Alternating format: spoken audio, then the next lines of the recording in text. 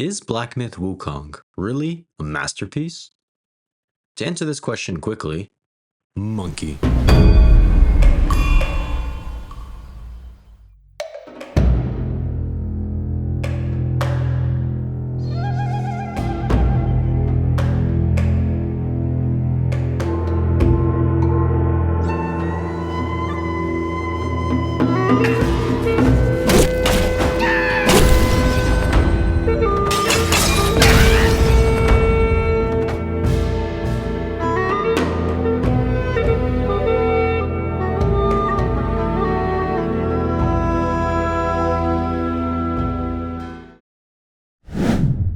Black Myth Wukong is an action-adventure Souls-like hybrid from Chinese developer Game Science, and as the studio's very first AAA release, nobody was quite ready for this game to come out and absolutely grab gamers by the scrotum and keep them in a death grip tighter than the chokehold that you wish Melania, the blade of Miquella's voluptuous thighs, had you in. What the f***? Topping records internationally with the second highest all-time peak of 2.2 million concurrent players on Steam alone.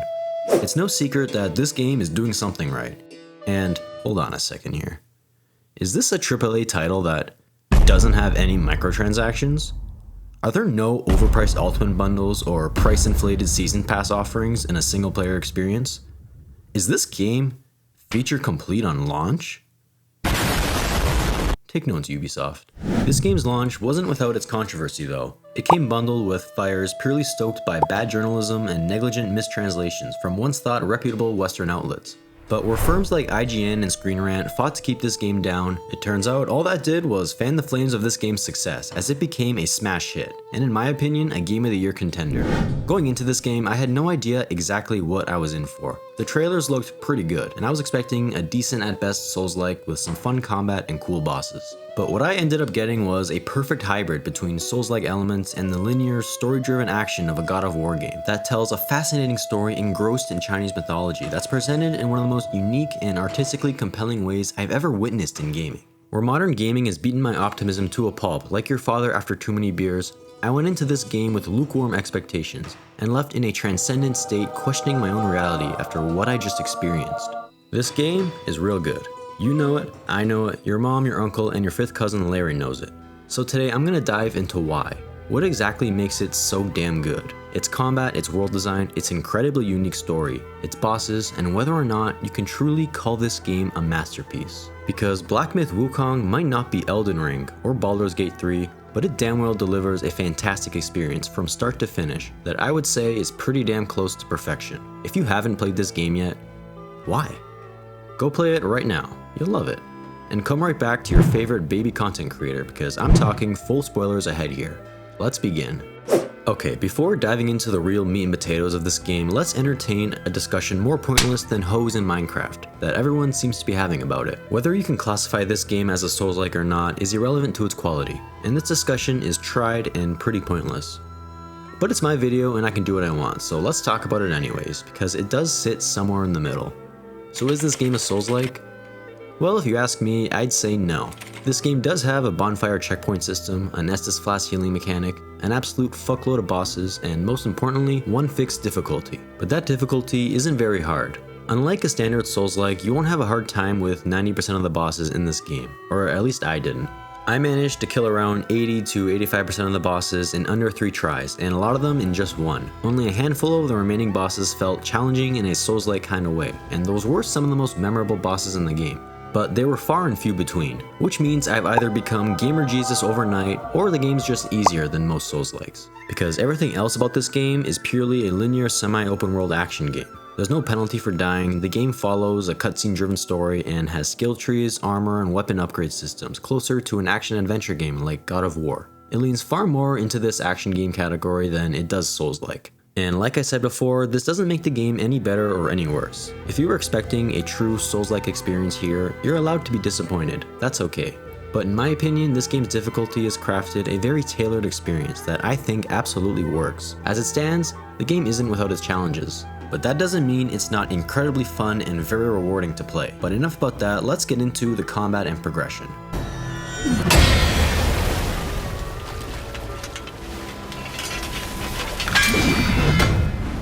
This might shock you, but the combat and progression here is incredibly good.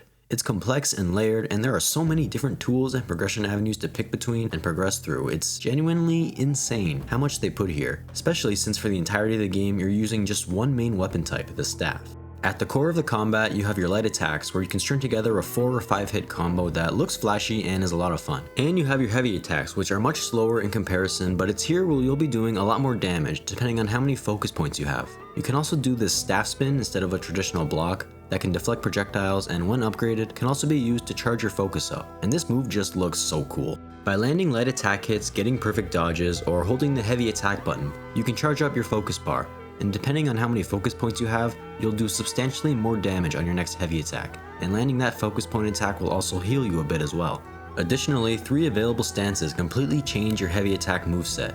The smash stance is great for mobility, allowing you to charge it up while running, but I also find it's easy to miss on enemies that move around a lot. The pillar stance gives you some verticality, as you can perch up on top of your staff and slam it on the ground, which also gives it a lot of range and is a great tool for not only closing a gap, but also avoiding low enemy attacks. Thrust stance is my personal favorite and has good range and is ideal for quick, long-range heavy attacks, and the follow-up moves you can unlock in the skill tree later are particularly very good and a lot of fun. That right there is already a simple yet complex combat system with varied layers of strategy and thought. Choosing when to spend your focus points, deciding which stance best fits the situation, utilizing the heal mechanic to save on gourd charges, the loop of balancing attack windows to charge your focus up, and waiting for that opportunity to land that juicy heavy hit is so satisfying. I cannot stress enough how good this game's combat feels. And there's still so much more to it. There's a variety of different spells and abilities you unlock throughout the game, and the first one you acquire is Immobilize, and it's pretty straightforward. You freeze the enemy in place for a few seconds and can get some cheap shots in. Alternatively, you can acquire the Ring of Fire a bit later on, which is a protective circle that builds focus and boosts your healing. And if you complete the secret melon quest in chapter 3, you get Spellbinder, a damage buff spell that binds all other abilities you cast to it and essentially turns your character into a purely martial arts weapon user. Onto the defensive spells, you have the choice between Cloud Step and Rock Solid. Cloud Step is a free avoid death button as you dash away and turn invisible for a few seconds and leave behind a decoy, and Rock Solid is this game's version of a parry. The third and final spell slot belongs to the Pluck of Many, a more expensive spell that spawns a bunch of duplicates of you in case you feel like going all Planet of the Apes on a boss. There's also an additional spell called Life Saving Strand that is obtained in New Game Plus and does exactly what you think. If you die, your life gets saved, which makes the game even easier, but is a pretty cool reward for making it to New Game Plus. The spells in this game aren't many, but each offers different ways to play and customize your playstyle. And wow, stances, focus points, spells, there are so many options and tools to utilize in combat, it can't possibly get any more complex. Well, there's also transformations, and there are a wide variety of different bosses and creatures you can transform into for a short duration, and some of these are very powerful if you spec into them on the skill tree. There's also spirits. Killing stronger, blue flaming versions of different enemies rewards you with the ability to use one of their attacks every once in a while during combat, and there are a lot of them. And finally, the last tool found in this old monkey's arsenal is vessels. There are 4 obtainable in the game and are typically found throughout the game's secret areas. These vessels grant short, very specific buffs that are tailored to counter specific bosses, usually the final boss of the chapter you find them in. And your main avenue to upgrade all of these different skills and abilities is, as I mentioned, through your skill tree. The game follows a traditional level up system that rewards you with a spark at each level, and this is one of the biggest skill trees I've seen in recent years. By the end of my first playthrough, I was around level 100, and was just over halfway through all of the skill nodes. From basic stat upgrades to new follow-up attacks for each stance and upgrades to spells and transformations, this game's skill tree is massive and will take multiple playthroughs to max out. And as a fun feature-complete bonus fact, you can respec all of your sparks and retune your skill tree at any point as many times as you want to at a shrine, which is just a great quality of life feature. But now let's move on to the many gear and equipment pieces that determine your build. Starting out with your weapon, there isn't much variety in terms of weapon types. You'll be using the staff for majority of your playthrough, but there's also 2 different spears you can get that have a slightly different moveset. But there's still a good variety of different staffs to craft that have different effects and bonuses, like dealing more damage in a particular stance, doing fire or thunder damage on certain moves, and poison related buffs, etc. Your healing gourd can also be changed, and within your gourd you can also customize your drink and however many soak slots the gourd has. The gourd determines how many times you can heal. Drinks determine how much health is healed, and soaks are additional minor effects like bonus health, damage reduction for a short duration, etc. You can pair your chosen weapon and gourd with different armor sets and curios to fully define your monkey's build. Curios are this game's version of rings or talismans, if you will, and provide a range of different buffs. You start with 2 slots and can unlock a third if you beat this badass tiger in a fight in Zodiac Village. And fun fact for you, each time you challenge this guy on every New Game Plus cycle, you get an additional slot. And you can do this at least 2 additional times, making the known cap 5 curio slots. Zodiac Village is your hub of the game, and it's where all the various vendors you meet across the chapters will hang out once you discover this village. And what's crazy is how missable this area is. You'll only find it if you fight this guy in chapter 3 and give him a specific potion from Zoo Dog. It's not hard to do this quest, but it's just funny how the main hub of the game is completely optional and missable, because it does save a lot of headaches having all the vendors in one spot. And these vendors that you find throughout the chapters include this monkey boy who upgrades your gourds and drinks for healing. Zoo Dog can make consumables and celestial pills, which are permanent stat upgrades like max health, mana, etc. And the guy who brings you to this village is also your in-house gardener and will grow crops that you need to make consumables if you give them seeds. And finally, the tiger is where you can upgrade your armor. Every set you find in the game can be upgraded all the way to mythic, which means that they are all viable throughout the entire game, eliminating the problem of early game gear becoming obsolete by the end game. And for some reason, this isn't the case for weapons in the game, which is weird, but it's not the biggest deal in the world. Is that enough progression for you? There are so many ways to upgrade your character and craft different builds. There's no farming or tedious grinds you have to go through. You're simply rewarded for exploring the world. Some curios are only obtained as certain drops from enemies, and that is the only instance of having to farm something in the game. But I didn't do it, and I had a great time, so. There are just so many ways to build and power up your monkey. This game feels so complete and feature-rich that by the end of each playthrough, you'll have a very different experience, depending on what skills you use your sparks on, what gear you went with, and how many of the many secrets you discovered throughout the world. Overall, this game's combat is excellent. Its core mechanics are extremely polished and insanely satisfying.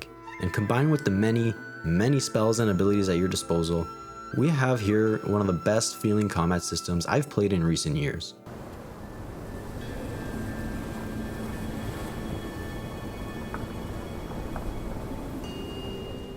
The world of Black Myth Wukong is one of beauty, depth, and scale. Each chapter's design is intricate and varied, with multiple interwoven paths and easily missable secrets that hide some of the best locations, items, and bosses in the whole game. And the art direction is just gorgeous. Each chapter brings a new environment with striking Chinese architecture and fantastical mythological sites that I just can't help but get swept up in. Whether it's the lush forests of chapter 1, the snowy mountains of chapter 3, or the fiery volcano in chapter 5. The shift in scenery between each area adds a layer of contrast and variety, and is a refreshing way to begin each chapter. And when I said this game is closer to the more recent God of War games, I meant it through its similar take on semi-open world level design. But the difference with Black Myth Wukong is its areas are much more compact and interconnected than God of War's, and there's also a lot less direction in how to navigate them. This game doesn't give you a map or a waypoint to the objective. You have to use your own 2 eyes and navigate these carefully crafted, interwoven landscapes yourself. And they are so well designed, it just might give Dark Souls a run for its money. Oh, okay, I was kidding, relax. I meant it.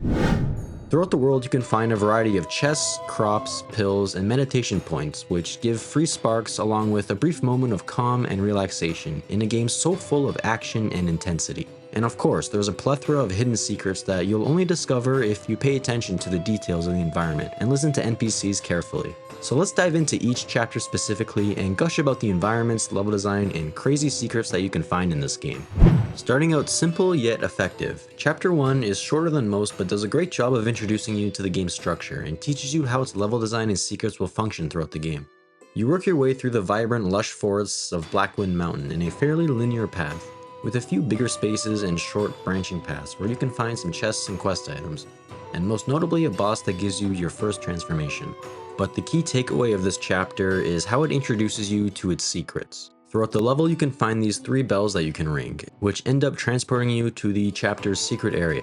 And these bells aren't hard to find at all, but they were definitely giving me Dark Souls 1 vibes, and I thought for sure they were the main path to the boss, but nothing in this game tells you to ring them. More than likely, you'll find them, and out of curiosity alone, you'll end up uncovering a secret area that rewards you with your very first vessel of the game. As someone who went into this game completely blind, finding this secret temple told me everything I needed to know about this game's level design. This discovery told me that this wasn't going to be the only secret, and if I wanted to find more of them, I'd have to start paying attention. The tail end of Chapter 1 is also also notably a lot of fun. Scaling to the top of the mountain and fighting one of the best balanced bosses in the whole game is just a peak way to end the first act.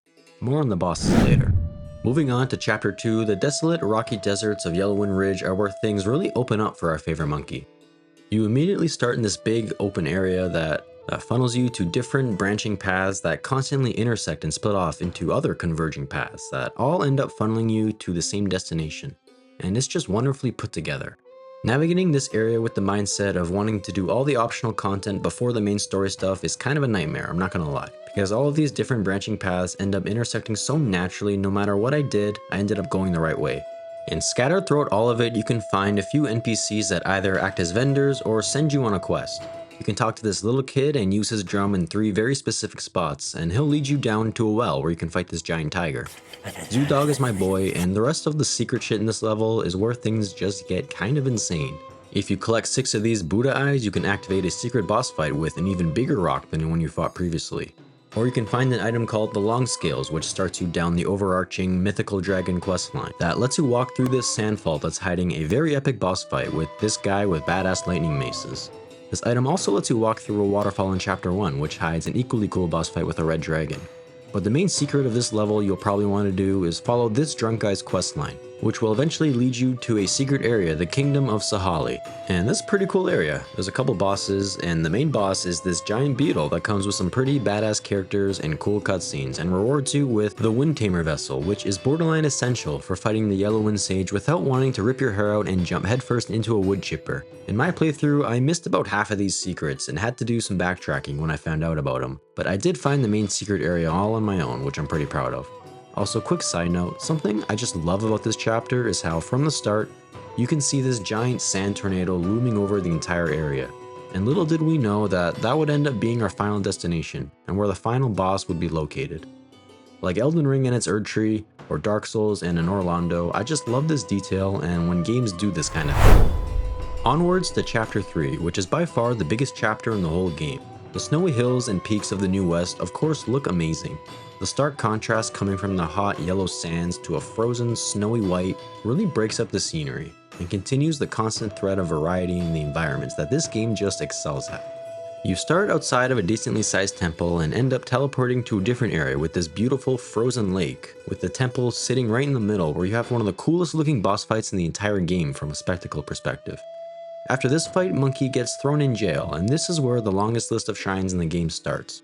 Or maybe it's Chapter 4, I don't know, I'm not counting. Be mad. Fighting your way to the top of these narrow dungeons with enemies being able to knock you off of these tiny ledges is just the right kind of video game frustrating charm that I love to hate. And there's this scary effect that desaturates your screen and slowly drains your health, and these terrifying tentacle things appear and just makes this area really feel like what I imagine Creed Bratton's Twitter account is like. When you do finally make it out of Monkey Jail, you're suddenly in this quiet snowy mountain. If you go one direction, you can find this giant pagoda that is the catalyst to the game's secret ending. More on that later. The other way takes you through some snowy paths and a cute temple and eventually leads to an island that is actually a giant turtle, which takes you to your next location. And even this turtle is this huge island with a bunch of shit just hidden around it, including the Cyan Long boss fight, who's part of the mythical dragon questline. And this turtle ends up taking us to an even bigger area than the previous ones. There are so many chests, meditation points, and secrets to discover here. The size and open design of this stretch of the chapter is just absolutely massive. It's here you can find the guy that eventually leads you to Zodiac Village, along with a metric fuckload of optional bosses, quests, and collectibles. You'll probably run into this guy and save his life a couple of times, whose secret questline rewards you with the Spellbinder spell. And the area that immediately leads to New Thunderclap Temple is just so fucking big. I'm pretty sure I wandered around here for hours looking for chests and secrets, and I found a whole lot of them. This chapter culminates at New Thunderclap Temple, which, surprise, is another huge temple with a lot to discover here before you eventually fight Yellowbrow. While there's no definitive secret area in Chapter 3, unless you count the game's secret ending, the spaces you can explore here are just massive and make this the biggest and longest section in the whole game. On to Chapter 4, and I hope you don't have arachnophobia, because the Webbed Hollow sends Monkey through a sprawling, interwoven cave system with a plethora of fun things to encounter. You got spiders, hot spider chicks, more spiders, spider webs, and of course, spiders. This massive cave system is so full of diverging paths, hidden cracks in the wall, and an unexpected great use of verticality as you descend deeper into the caves. The amount of times I've explored different paths only for them to both loop around to areas I've been to, but also lead to areas I could see previously but didn't know how to reach, was satisfying to find. After hours of venturing through these dark, spider-infested caverns that almost appear to be never-ending, you finally make it into the light and reach the surface, and you're met with lush, vibrant greenery, colorful temples, and a touching climax to the chapter. But how about the secrets? Well, this chapter houses what I consider the coolest secret area in the whole game, Purple Cloud Mountain. If you stumble across this guy in the webby caverns and fight him, you can fight him again on the surface, and upon killing him you can step into this painting, taking you back to the past to Purple Cloud Mountain. A beautiful, peaceful, secluded area filled with autumn trees and a sizable amount of content to uncover. You can talk to a snake lady who's mourning her husband and find this guy who you can choose to help out only for him to betray you, but Monkey don't take no shit, so you promptly beat his ass. And the secret boss in this area in particular has a pretty interesting mechanic. Before the Duskvale fight, you can also stumble across the Scorpion King who's just chilling on this roof and warns you not to fuck with his jars or he'll seriously mess your day up. So you can choose to either fuck with said jars and kill him, or just leave him in his sorrow, and when you fight the Duskvale, it becomes a three-way boss fight between you, him, and the Scorpion King, which is pretty cool. And winning this boss fight rewards you with your third vessel of the game, which is great for defeating the chapter's final boss, although I didn't find that fight particularly hard. But if you did, definitely grab this vessel first. Chapter 5 is surprisingly short, but particularly very sweet. The fiery volcanic lands of the Flaming Mountain have enough to see here, but nowhere near as much as the previous chapters. The level follows a pretty linear path with some smaller nooks and crannies to explore, with a few bosses, spirits, and other stuff waiting to be found. The secret area of this chapter is accessed by following this former vanguard of the Bull King's questline and killing 4 of the 5 giant cart bosses throughout the world. Doing this grants access to Bishui Cave, which houses the 5th and final cart, the Bull King's very own. And as far as secret areas go, this one is pretty sizable, but is also probably the most underwhelming of all the game's locations, but only by comparison, which doesn't mean it's bad by any means. Now onto the 6th and final chapter, the final act of the game, and I mean, it is the shortest by comparison. And unfortunately, there's not much going on here, except you can fucking fly now. And this chapter puts you in a huge open world that you can just fly around in and fight a bunch of different optional bosses. Introducing a fucking flying mechanic in a whole ass open world in the final few hours of the game is just crazy to me. Like, of all things, I did not expect this. The open area you can explore here isn't jam-packed with stuff to find, but there are around 6 or 7 optional bosses, along with the 3 main story bosses you have to fight and this giant grasshopper that you have to tame if you want to assemble the Monkey Jesus armor set and enter the final boss of the game. The optional bosses you can find here aren't anything new or crazy, except for this colossal giant rock boss that's probably one of the physically largest bosses I've ever fought in any video game. You can only wake this thing up by finding all 5 of these SCADA items across the chapters.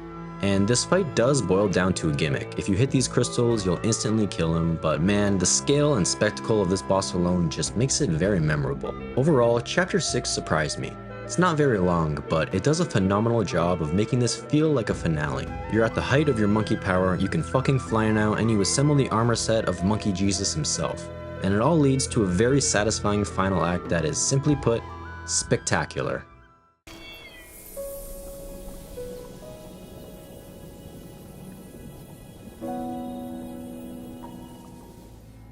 Of all the aspects that surprised me about this game, Black Myth Wukong's story is what really blew me away the most. For one thing, it's based on the book Journey to the West, a very iconic and well-known Chinese novel about Sun Wukong and Chinese mythology. This story is full of intrigue, emotion, action, wonder, and mysticism. Presented through traditional cutscenes and dialogue, the game gives you enough to understand what's happening, but the context behind why and its significance is all left under the surface for players to piece together through different characters, bosses, and bits and pieces of lore told through boss and item descriptions, as well as through the beautifully animated short films that follow the end of each chapter, that provide both direct context to specific chapters as well as echoing the overarching themes throughout the entire game. This game's story shows far more than it tells. If you're unfamiliar with the novel and this world as I was, you won't catch everything it's saying without looking deeper, but the presentation, the performances, the music, the thematic resonance layered throughout each chapter is all just oozing with style and substance, and it just drew me in. I just couldn't help but be fascinated with it all, yearning to know more and understand everything that this game was showing me. To be honest, I still don't understand it all. There's so much history here, I'm not going to pretend to be an expert in any of it. What I am going to do is go over the story as accurately as I can, and tell you what I took away from it. Apologies in advance if I get anything wrong.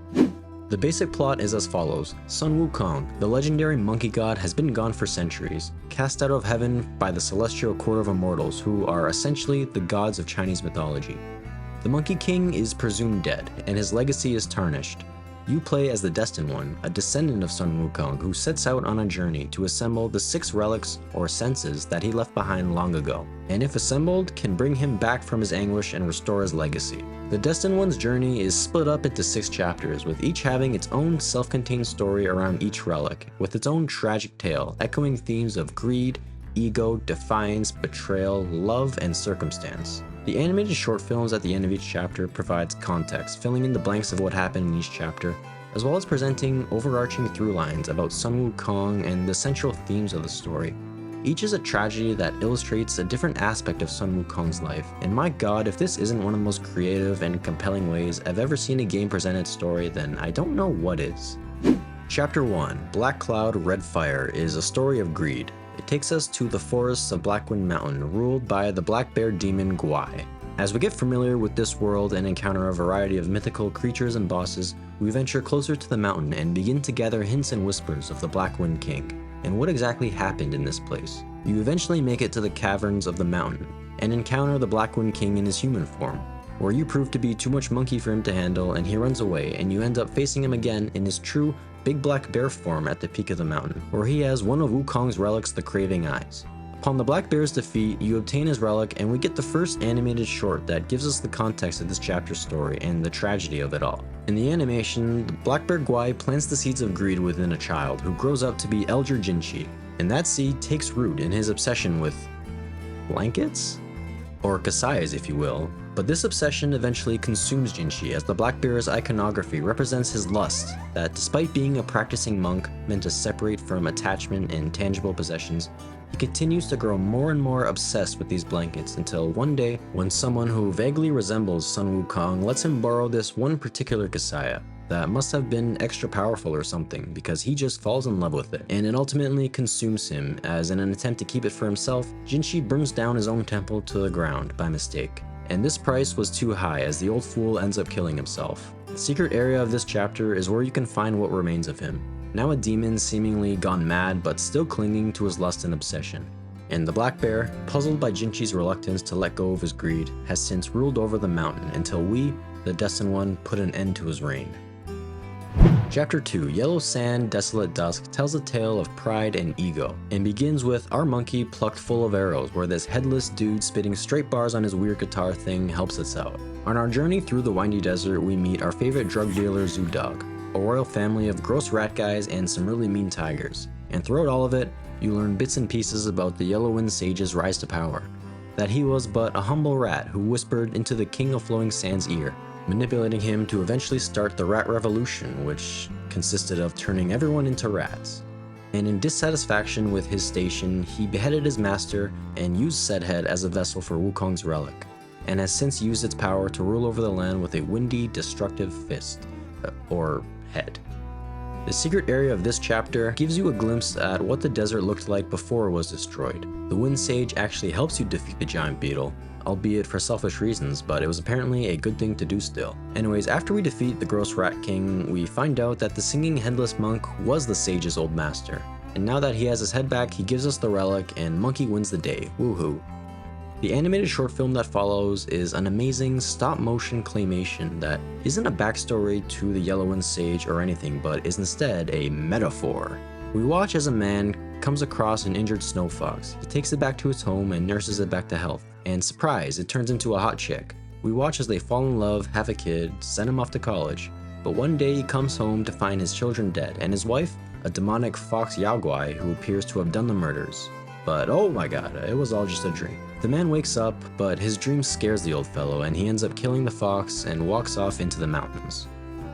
A cautionary tale of what happens when you partake in the unnatural, a metaphor for one's true nature and if someone can truly change. It's a look into the dogmatic views of the Celestials that everyone has a place, whether inferior or superior. To stray from the path of what is unnatural and wrong. This theme echoes through the Yellow Wind Sage's lust for power and the betrayal of his master, but also through Sun Wukong's defiance of the Celestial Court. Both rebelled against what was decided for them, because they were unsatisfied with where they were. The man's dream defies the natural order of things and bears a family with a demon, but it ends in tragedy, as did Wukong's defiance of the court, and the Yellow Rat, whose story ended by our very hand. Chapter 3. White Snow, Ice Cold takes us to the New West. In a tale of defiance and selfishness, we begin disguised as a statue, where we meet this baby god person who I will dub Baby Buddha, and he turns into a statue too. We press on through snowy hills and meet this bird who's the keeper of the New West, and we follow him to this beautiful frozen lake, where Baby Buddha's waiting, and he's wearing a different outfit this time. Interesting. Baby Buddha opens his sack, and out pops a whole ass dragon, Kang Jin Long, and a very cool boss fight ensues. We defeat the beast and fall into the lake and are captured and brought to the Pagoda realm, or in other words, Twitter. Here we can actually find the third prince of Flowing Sands, who is not a rat as he left before the Yellow Sage turned everyone into one, but instead he's just a sad boy who sends you on a quest to kill the rest of his undead friends. Anyway, we escape the Pagoda realm and eventually make it to this big gold symbol, where something inside, quote, smells monkey, and bangs the symbol, revealing the island to be a giant turtle. And after a very awesome boss fight, we kill the bitch and open up the gold symbols, where out pops the one and only Bajie.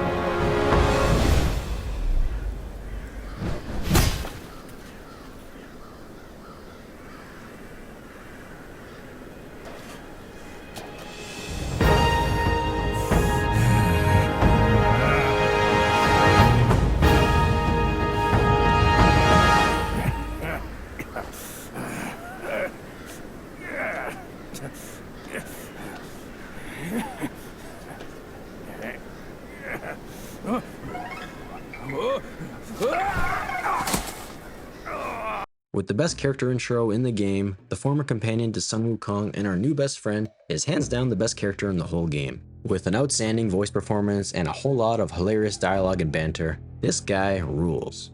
Bajie was actually here on our behalf looking for the relic, which led to his capture. But now he's joining us for the remainder of our journey. With Bajie by our side, we fight through the snowy mountains, killing all sorts of weird mythical creatures and psychos. We run into Baby Buddha again, and eventually make it to New Thunderclap Temple, where at the end of it turns out Baby Buddha was actually Yellowbrow, your period piece version of a Discord mod with a passion for debating people.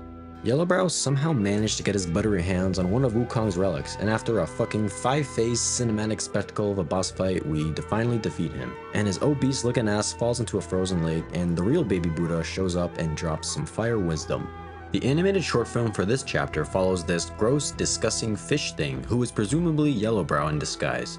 We see him wash ashore a village that's struggling with poverty, and as it happens, Yellowbrow's fishy form's insides are filled with riches. So the people begin to harvest and delegate their new cash cow, and the children's sicknesses are cured, homes are built, and the people are fed, and the village begins to thrive. But not long after, as the creature's riches are being distributed to the people, a dude decides to say, fuck it. And he splits his stomach open with a knife, and the whole village pounces on Yellowbrow, seizing the riches for themselves in a vicious act of violence and greed. The short ends with the village once again looking pretty rough, and a torn up Yellowbrow talking to his friend Jin Chanzu, where it's revealed that this was all just to prove a point and win an argument against him. Yellowbrow, in constant defiance of Buddhist beliefs, believe that pleasure and victory are to be sought and traded in for pain. And after a touching moment between disagreeing friends, we move on to chapter 4.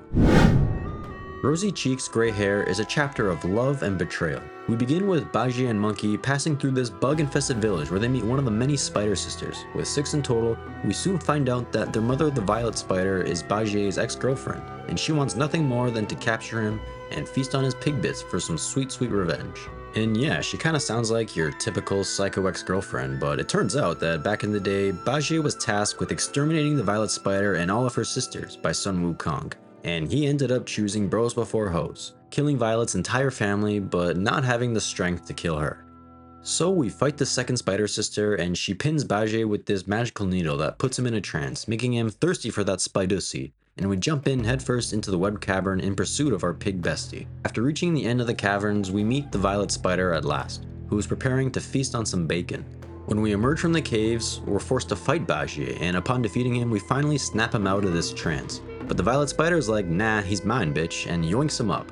But this monkey ain't just gonna take that, so we follow her, beat her ass, and rightfully save our best friend from his toxic ex. But before things get too joyful, a metric Optimus Prime-sized fuck-ton of tiny spiders start crawling towards us, and Monkey runs for his life, barely escaping to the top of the caverns at the Yellow Flower Temple.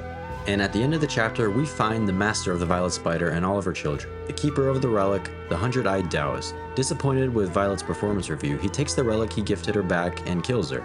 And in a raging frenzy, the Spider Sisters join us in attacking their master. And in an epic boss fight, we defeat the ugly centipede and take back Wukong's relic. But as the life drains away from the Violet Spider, she leaves Bajie with words that pierce right through his thick hide and fill him with sorrow.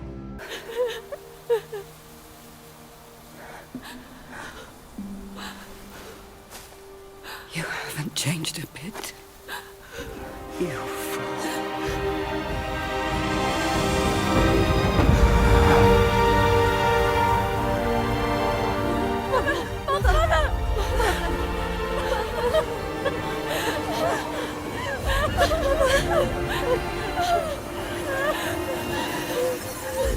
Man, this is just so fucking sad. And the short film we get right after is probably the saddest thing I've ever seen. Showing the love story of Bajie and Violet, we see how he becomes a boar.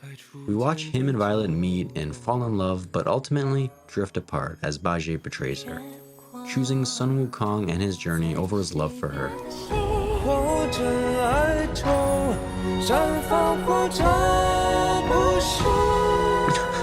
It's just so fucking sad. And just they love each other and they can't be together and they love each other.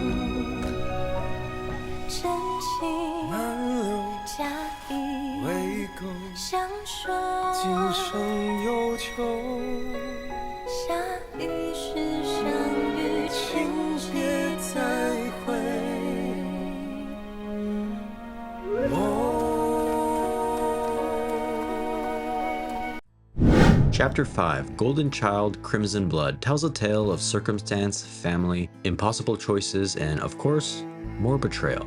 We find our favorite duo in the Flaming Mountain, where we meet the Vanguard of the Bull King, who tells us to find this Bull King and destroy some big scary shopping carts. As we make our way through the mountain, we learn that this land was once ruled by the Bull King, but his son Red Boy has since overthrown him and now attempts to seize control of Wukong's relic and his father's throne as a whole. On our path through the mountain, we rescue this fox lady who's the daughter of the Bull King's concubine, who it turns out Bajie killed many years ago. And Brogue doesn't even act sorry about killing this poor girl's mom. And we move further up the mountain. We eventually reach a temple where we eavesdrop on the Bull King's wife and mother of Red Boy, Rakshasi, along with this guy who's the keeper of the mountain, who is totally trying to bang this girl, but oh shit, it's just Bajie in disguise. We fight the keeper of the mountain in a very cool arena, and after winning that fight, you have the option to go find the secret boss of the area, and upon his defeat, you see a memory of Rakshasi and this keeper with a little baby Red Boy, where we learn that he is not the Bull King's true son, but that she drank from a river and got pregnant or something. Anyways, upon reaching the top of this level, we finally find the Bull King, but the fox waifu shows up and oh shit, this whole time it was Red Boy in disguise. You really can't trust anyone these days. So we beat this child into submission like any good father would after 6 hard drinks, and the Bull King, despite his checkered past with Sun Wukong, has been holding the relic in his stomach, not using it to gain power or hold his position, but waiting to hand it over to the Destined One. But before we can grab it, Red Boy snatches it up and eats it, and then turns into this thing.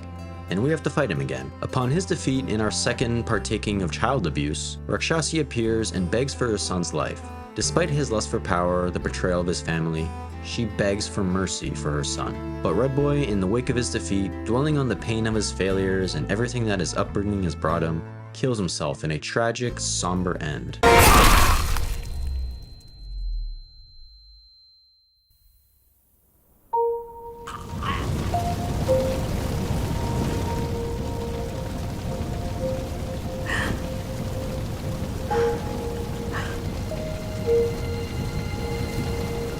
And if you thought the last animation was sad, well, get ready for this one. Go with the town. And the bull, it is the hardest to turn against a sworn brother. You can have his body.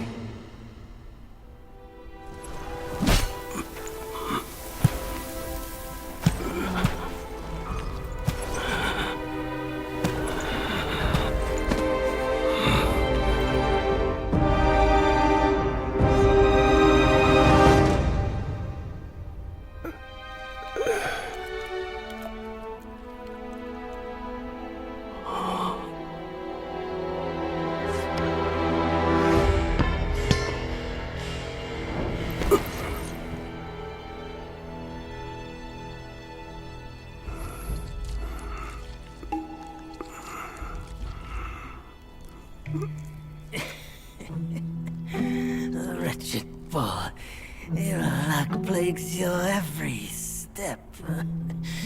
Never have you made a good choice.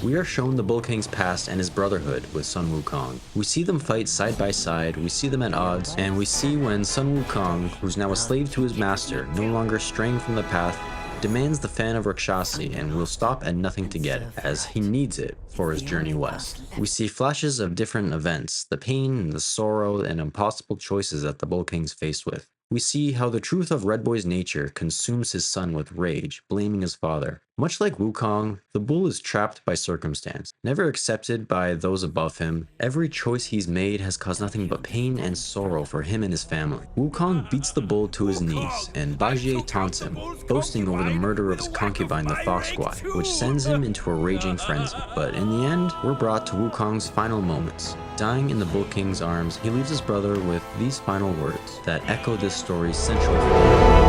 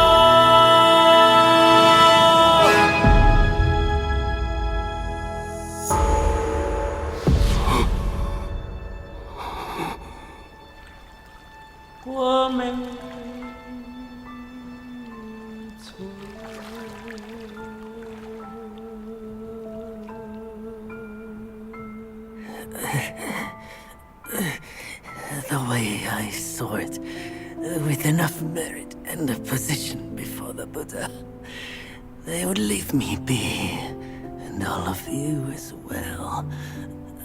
Now I see, for someone like me, staying alive is enough to be a transgression.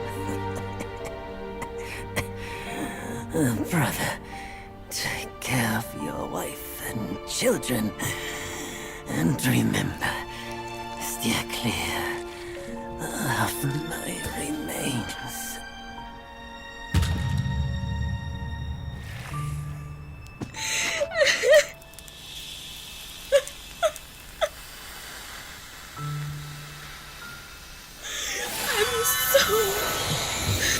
And with that incredibly moving work of art, we begin Chapter 6, Unfinished. Monkey and Bajie return to Mount Huaigo, where the Celestial Court realizes what they're about to do and send down its crazy army to stop us. We kill this dope looking ass boss and get Wukong's cloud thing that gives us the ability to fly. We then fly around, kill a rhino, a deer, a prey mantis, and tame a grasshopper, and assemble Sun Wukong's armor set. And after we claim Wukong's very own staff for ourselves, we're then ready to enter the very memories of the great monkey god.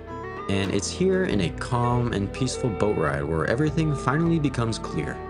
For 5 chapters, we ventured through dangerous lands with the goal of bringing back a great legend. But throughout the game, what snippets we've been shown of Sun Wukong have not been entirely virtuous. Is Monkey Jesus actually kinda bad? Well, as we learn on this boat, no. Sun Wukong was far from perfect. He exhumed the qualities of the very foes we pried his relics from. He was greedy like the black bear in Jinshi. He was consumed with ego, never happy with his station, much like the yellow rat. He was defiant of customs and lacked respect, being as selfish as the insolent Yellowbrow. And much like Bajie and the Violet Spider, he forsakes his love and leaves her in agony. And most tragically, his whole life, Sun Wukong has been but trapped by circumstance, bound into service by the headband forced upon him. Much like the Bull King, he strives for freedom and peace, but also station and reverence. No matter the circumstances, his choices always end back where they started. But the biggest truth of them all is learning that Sun Wukong will never return, but what made him still remains. And it is the Destined One who has chosen to succeed him and carry on his legacy, and break the cycle that Sun was trapped in for so long. You, the Destined One, face your final obstacle, the Stone Monkey and the broken relic of the Great Sage, and in a triumphant victory, you assemble the 6 relics and don the name Wukong, succeeding the Monkey King and carrying on his legacy. And this brings us to the game's 2 different endings, the first of which is granted upon beating the game normally. Upon the final boss's defeat, you ascend to Monkey God status, absorbing the 6 relics, and the headband that once bound Wukong to the path falls in the water. But then, this old monkey places it upon your head, which means that, like Sun Wukong before you, you're now trapped in that same vicious cycle, and you're left encased in stone, having failed to break free from the path that Sun Wukong tried to for so long. And this is what I would consider the bad ending. The Destined One ultimately doesn't break the cycle. He gets trapped in the exact same situation that defined Sun Wukong's struggles his whole life. But if you do all of the game's secrets and complete all of the murals in the Great Pagoda, you can access the final secret of the game, where you confront Erlang Shen, the man who defeated Wukong for the final time in the prologue. And just in case you thought this game couldn't get any crazier, after its first phase, you turn into a fucking colossal-sized kaiju monkey and face off against the 4 heavenly kings and Kaiju Erlang himself, and after that, you're rewarded with a massive reveal. Erlang wasn't actually Wukong's enemy. In fact, he was his ally. He was in possession of his memories that were stored in his third eye, and their final fight in the prologue was all a part of Wukong's plan to finally be free. And the only way for him to be free was to die, where his 6 senses could be separated in the hopes that one day a successor will claim them and carry on his legacy. Erlang gives you Wukong's memories, and upon defeating the final boss again, this time the headband is not placed upon your head, and you open your eyes and get the final animation. A flashback of Wukong's memories, a summary of his life and his choices from his journey to the west. And with that, you finally break the cycle. No longer bound, Sun Wukong's legacy is finally free, and you, the Destined One, have claimed his title. And with that, the credits roll. This game's story is something special. Its plot is simple, but its story is layered and complex. Being exposed to Chinese mythology was very intriguing. The way this story's message, development, and thematic resonance was layered in subtlety and nuance was just so well executed. If you don't care much for the subtle backseat method of storytelling, you still get a coherent and emotional string of cutscenes that are pretty easy to follow. Because the game looks incredible, every single voice performance in the English dub is absolutely outstanding, and there's just so much more underneath the surface of it all. The way it presented its themes through animated short films is something I've never seen before in this medium. It's so compelling and unique, and shows the true passion and dedication that Game Science put into this project. The story in this game, dare I say, is damn near perfect, and much like the rest of the game, gives a pretty strong indication of a masterpiece. Monkey merits a place amongst my disciples. Now let's take a moment and talk about a few of the many bosses you face throughout the game. I'm only going to talk about the ones I found to be the most memorable here, whether that be in its difficulty, spectacle, design, or balance. Because there are a lot of bosses in this game and I just can't talk about all of them, so. Starting in no particular order, the Black Bear Guai is one of my favorite fights in the game in terms of just how well balanced and designed the fight is. I did this fight without the Vessel of the Chapter, and it ended up being a pretty tough but ultimately fair fight that was a lot of fun learning and eventually overcoming. Much like the Black Bear, the Tiger Vanguard is another incredibly memorable fight because of how well balanced he is. He's aggressive and his moves take a moment to nail down, but his design in the arena are just so intimidating and cool with the menacing pool of blood you fight him in, surrounded by the corpses of his victims. He also introduces you to the parry spell as it's part of his moveset, right before you acquire it yourself after beating him. Overall, it's a great fight. The Yellowwind Sage is an interesting one for sure. Without the vessel, it's one of the hardest bosses in the game and leans towards the frustrating and unfun side of the spectrum. But with the vessel from Chapter 2's secret area, it becomes a lot easier and didn't take me too many tries once I figured out how to best utilize it. Now on to one of the coolest looking bosses in the game, Kungjin Long / Kungjin Star. Technically two different boss fights, but it is the same character, so I'll bundle them together. Both fights aren't very difficult per se, although her human form is a lot harder to take down than the dragon, but it's just more about how great this fight looks. The arenas, the flashy blue lightning, and some cool as shit cutscenes just make this fight a memorable one for sure. And this lady can choke me out any day of the week. The final boss of Chapter 3, Yellowbrow, is hands down the longest fight in the game. It's this crazy 4 or 5 phase fight that takes you from his first phase, which is pretty standard, but then he sucks you up right into a sack where you have to fight 2 different bosses, and then you get sucked back out onto his dollhouse where you clear a bunch of cannon fodder and eventually finish him off in his final phase. His last phase was the only one that really gave me any trouble, but the story beats and the cutscenes definitely hit here, and it's a roller coaster of a fight. Chapter 4's most memorable boss has to be from its secret area, the Purple Cloud Mountain, where you fight the Duskvale. If you chose not to piss off the Scorpion King, then he'll join you for his first phase of the fight and it becomes a 1v1v1, which isn't something you often see in these games. But his second phase is when shit really gets wild. The sky turns red and some sort of blood moon happens or something, and his second phase is full of bloody attacks and it becomes a completely different fight. Not the most difficult, but a very cool boss fight. Now onto some of the optional bosses, let's go through the 4 long dragons. Redlong requires that you do some backtracking to Chapter 1, and I must have been way over leveled when I fought him because I did it in one try. Pretty cool boss design though, and a neat arena. Blacklong on the other hand was an amazing experience for me. Finding a secret boss behind this mysterious standfall was awesome, and the fight was perfectly tough but very fair. Cyan Long was similar in its difficulty, and admittedly it is less cool of a fight as he's just chilling here on Turtle Island. But that leaves Yellow Long, and yeah, this guy sucks. Straight up, he sucks and I hate him. Not only is his moveset an aggressive, never-ending onslaught of attacks, but his health pool is just way too big. And he'll also randomly just turn invisible for a second and completely avoid taking any damage. And of course he loves doing this whenever I hit him with a fully charged focus attack. The main crux of what makes this fight so poor of an experience is just how much it drags on. His health is just way too high and he spends 90% of his time either in a never-ending combo or up in the air where you can't hit him. If you want to make this fight fun, all you really have to do is nerf his health, because the attack windows to damage him are just so small, and especially in his second phase, which makes it take forever to whittle down its health bar before you inevitably make too many mistakes and die. The secret ending of this game takes you through an unbelievably amazing boss fight. Erlang Shen's first phase is pretty tough. He has a wide range of different lightning-infused attacks, and many of them put him up in the air where you can't hit him. His attack windows are also pretty small, and most of your spells don't actually work on him. If you enter a transformation, he'll also enter one himself. And he'll also use the immobilize spell on you if you try it, so basically you just gotta staff it out with focus points. Once you do defeat him, you enter a different phase that I don't think anyone could have imagined would happen in this game. I mean, you turn into a fucking Godzilla stone monkey and have a kaiju battle. Like, that shit is so fucking awesome. It's not a very difficult fight, but this shit is just a pure adrenaline-fueled spectacle, so that doesn't matter in my book here. I was having a blast. This is hands down one of the coolest fights in the game, and is more than a satisfying reward for doing all of the game's secrets. Now for the final boss of Chapter 6 and the game as a whole, the Stone Monkey and the Great Sage's Broken Shell.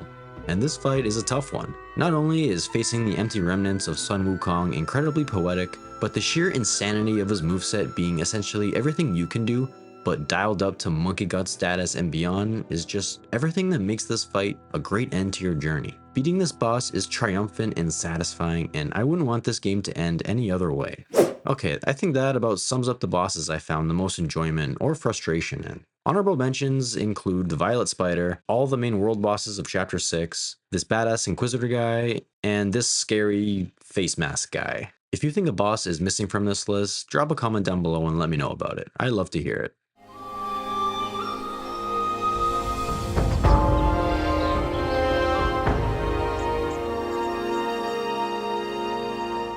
Before discussing whether or not this game is a masterpiece, let's first highlight what that criteria exactly is. And by nature, it's inherently subjective. For some, a masterpiece is something perfect, a flawless experience with zero problems or ways to improve it. For others, it's simply something they love, regardless of its flaws. And I think this definition is a lot closer to the truth, because I don't think that a perfect media does exist, especially with a game. No matter what, there's always room to grow and improve. And criticism can always be found, no matter how big or small it may be. The way I see it, a masterpiece doesn't have to be perfect. It has to be an experience that you love from start to finish, where whatever flaws and criticisms you come across don't hinder your enjoyment. It has to be memorable, impactful, and something truly special that absolutely achieves what it sets out to and beyond. And Black Myth: Wukong sure does this for me. It's not often that a game comes from a developer that no one's heard of, who manages to deliver a product so expertly crafted that is just oozing with passion. This game had a reported budget of $70 million over 6 years, and that is just insane. I've talked about how outstanding the combat, the world, and the story is, because all of it really is incredible, and culminates to make a damn near impressive work of art. So can this game truly be considered a masterpiece? Well, to call it that, there must not be any flaws, right? Well, let's start with performance. I played on PS5 a few days after launch, and the game ran perfectly for the most part. I had only 2 instances where I had to restart my game. That's it. When fighting Yellow Long, after about an hour of attempts, the blue particles started to pile up a bit and my frame rate started to dip. And in the Monkey Kaiju battle, the 4 Heavenly Kings phase wouldn't end after I depleted the health bar, and I had to restart the game, which fixed both of those issues. Aside from those 2 minor inconveniences, the game ran perfectly for me. But another key complaint people have had about this game is its reliance on invisible walls throughout its levels. And yeah, it's true. Areas you should logically be able to get to based on the game's existing physics are blocked by invisible walls, and it's a problem for the entire game. But for me, it's not a big enough problem that hindered my enjoyment at all. It could very well harm the immersion for you, but for me it's just more of a nitpick, and I do agree with that complaint, but it didn't bother me at the end of the day. Aside from that, and Yellow Long being genuinely unfun, there isn't much else I can criticize, at least not right now. In 6 months, who knows? My opinion could most definitely change over time. You can probably say there's a lack of verticality in most of the levels, or maybe it's too easy of a game for your taste, and that's fair.